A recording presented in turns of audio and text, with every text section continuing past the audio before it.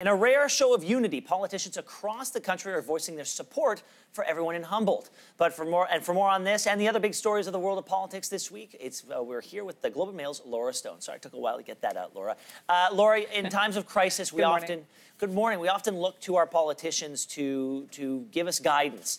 Who's been speaking out these days about Humboldt?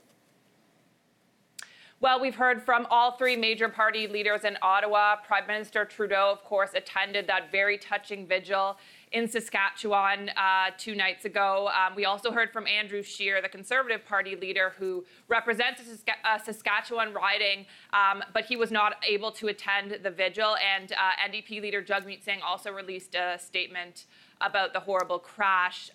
We also know that Prime Minister Trudeau spoke with different politicians from different political parties, including the Premier of Saskatchewan, the Mayor, and Andrew Scheer. And the sense here in Ottawa is really that this event is above politics. This isn't about party lines.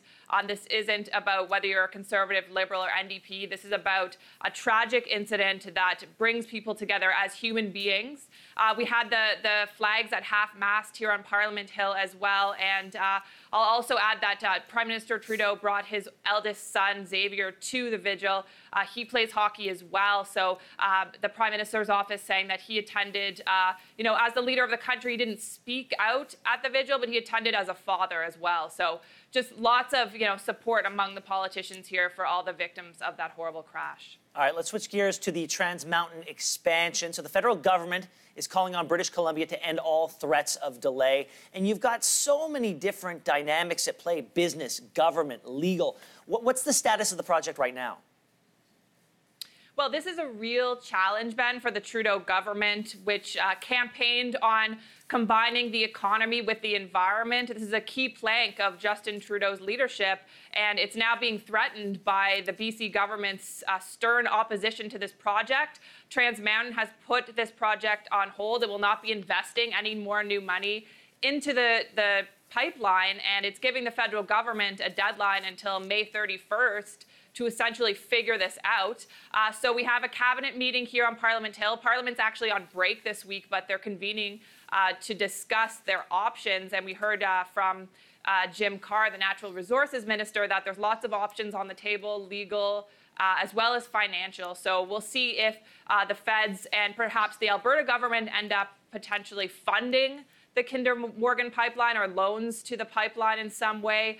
Basically, the company's looking for assurances that this thing will actually get built, while British Columbia's Premier John Horgan says there's no way it's getting built in the province. So a real battle here going on between the federal government and British Columbia. I've been watching this for a long time now, and it just seems to me that this will play out through the next election campaign. This will be a big, big debate during the next federal election campaign. So it's not going anywhere anytime soon. Well, There's a lot riding on Trudeau's next, the Prime Minister's heading to Peru this week, but it doesn't appear that NAFTA's getting done anytime soon. Are negotiations getting close?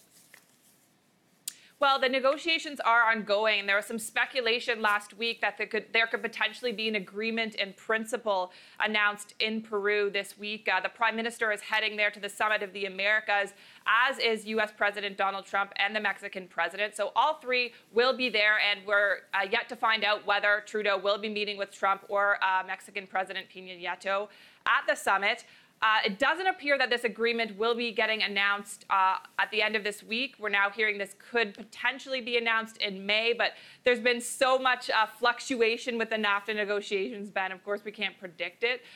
But there is a sign that these negotiations have been ramped up, and there's a lot of drive on behalf of the United States and Mexico, at least, to get a deal done before elections in those countries. So we'll see if Trudeau ends up meeting with Trump in Peru. That could be a very interesting bilateral meeting, and we'll see. Sometimes President Trump just announces things or gives us a sense of what's happening. So that's definitely one to watch. It always keeps us on our toes, and we appreciate you keeping us up to date. Thank you very much, Laura Stone. Thanks, Ben.